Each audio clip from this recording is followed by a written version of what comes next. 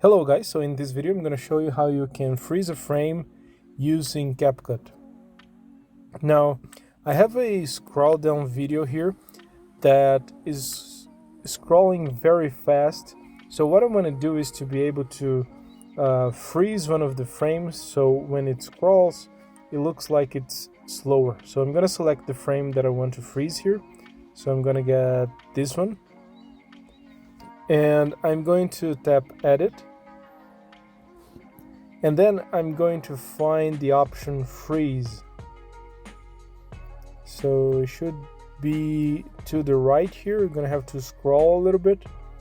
Here it is, that's the option. So I'm gonna tap it.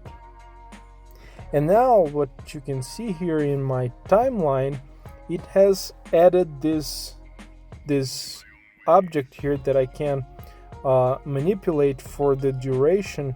So if I wanted to take longer or it to be faster, I can simply adjust this little handle here. So now it's going to freeze for as long as this handle is set. So if I play, so it stops and then it continues. So that's how you freeze a frame in Capcut. Please make sure you leave this video a thumbs up, subscribe, and see you in the next one.